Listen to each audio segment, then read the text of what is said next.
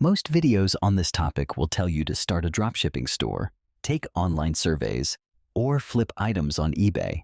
And if you've tried any of those, you already know what happens next. Most escape plans don't fail because of laziness. They fail because they were built on the wrong map.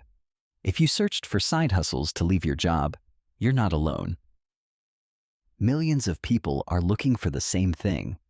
But here's what most videos won't tell you up front.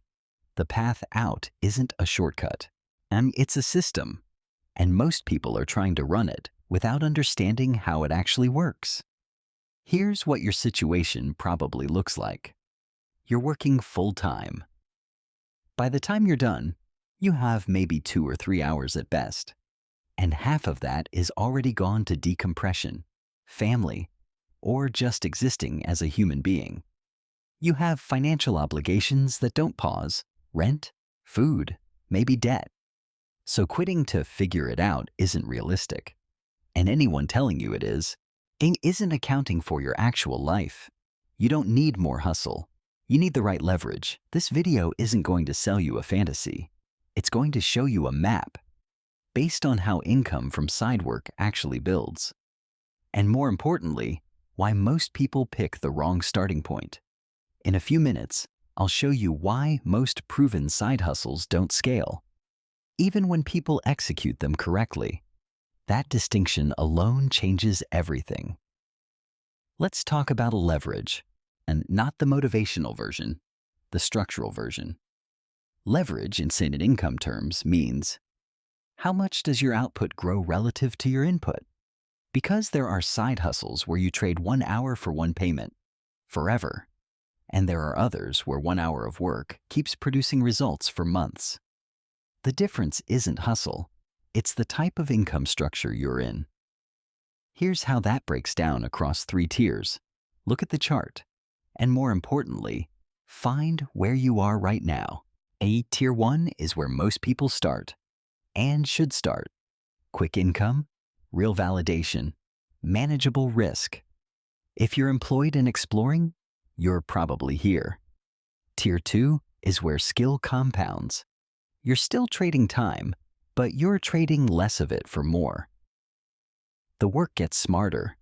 Tier 3 is where assets work independently of your time, but this takes the longest to build, and it requires a foundation underneath it. The migration path is stabilize, then scale, then build. Most escape plans fail because people try to skip Tier 1 and Tier 2 and go straight to Tier 3. They want passive income before they've built the skill or the audience to sustain it. We're going to work through this properly. Freelancing, Tier 1 into Tier 2. Freelancing is the most direct path to real income from existing skills. Writing, design, video editing, web development, data entry, virtual assistants. If you can do something consistently, someone will pay for it. Setup difficulty is low. Startup cost is near zero. Time to first results is short. Weeks, not months. And leverage is low initially, but it grows with reputation and positioning. The risk with freelancing is that it can become a second job rather than a bridge. If you take on too many clients without systems, you're just employed again, but with less stability. The ceiling rises when you specialize, raise rates, and eventually productize your service. Digital products, Tier 2 into Tier 3. Digital products are templates, guides, courses, presets, tools. Anything someone can download and use without you fulfilling it manually. Setup difficulty is medium. Startup cost is low to moderate. Time to first results is medium. Months, not weeks. Leverage is high once the product is built. The problem most people run into: they build the product before they build the audience. With no distribution, even an excellent product earns nothing. Sequence matters. Audience first, product second. Content creation, Tier 3. Content creation, YouTube, newsletters, podcasts, is one of the highest leverage models that exists. It compounds over time. but it has the longest runway before income. Setup difficulty is low entry, but with a high consistency requirement. Time to first results is long, typically 6 to 18 months before meaningful income. Leverage is high once established. A single video or article can earn indefinitely. And if you're starting content while employed, treat it as a long-term asset, not a short-term income source. Expecting monetization in month 2 is how people burn out and quit. Skill-based services. Tier 2. This sits between freelancing and consulting. Social media management, SEO, email marketing, paid ads, bookkeeping. These are skills businesses need consistently and will pay retainer fees for.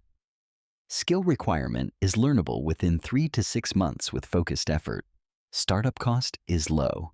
Time to first results is medium. Leverage is medium. It scales with your client base and the systems underneath it. This is one of the most underrated paths for people with limited capital, but time to learn. The skill acquisition period is real, but the payoff is reliable monthly income once you're established. Now, here's the specific math error that makes 90% of freelancers and side hustlers quit by month 3. We'll get to it in a moment.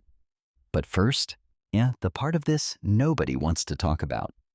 Every side hustle has a visible cost and an invisible cost. The visible cost is startup capital, tools, time.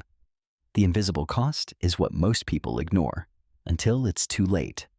The hidden cost layer looks like this: skill acquisition time before any income arrives, inconsistency during the learning curve, the emotional drain of rejection and slow starts, platform dependency risk, algorithm and marketplace shifts outside your control, and the burnout of running 2 workloads simultaneously without a system to manage either one. Freelancing markets have become more competitive. Content platforms change monetization rules. Marketplaces shift algorithm favor. These are structural risks, not excuses. Understanding them isn't pessimism, it's preparation. Now, that math error. Most people calculate their target income and divide it by an hourly rate to estimate how long it will take to get there. No. What they don't account for is the non-billable time. Pitching clients, learning platforms, revising work, managing admin. In the early months, your effective hourly rate is often half of what you think it is. That gap is why people quit.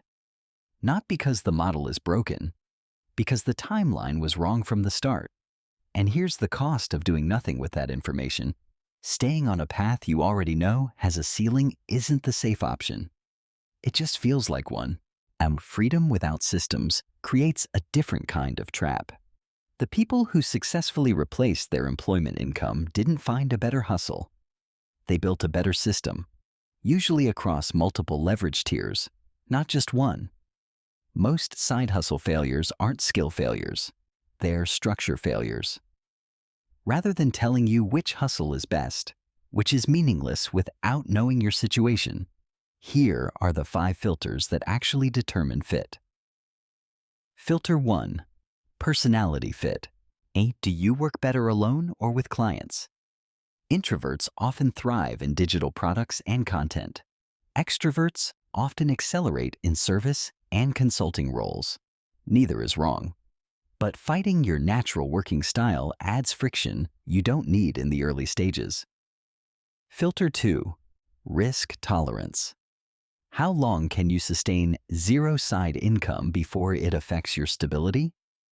This single variable determines whether you start with Tier 1 or whether you can afford a longer Tier 3 runway. Filter 3. Honest time availability. Not optimistic hours. Honest hours, 1 focused hour per day, requires a completely different strategy than 10 hours per week. Content creation on 1 hour per day is a long road. Freelancing is far more viable at that volume. Filter 4. Capital flexibility. Near zero budget points toward freelancing and content. A small budget opens digital products and skill services. Some capital gives you access to tooling, limited advertising, and asset acquisition. Filter 5. Long-term alignment. In 3 years, where does this path logically go? A hustle that leads nowhere is just another job. A hustle that builds an asset is a fundamentally different investment of your time. Run your situation through those 5 filters honestly. The right starting point becomes clear, and clarity is worth more than excitement at this stage. Here's the full picture.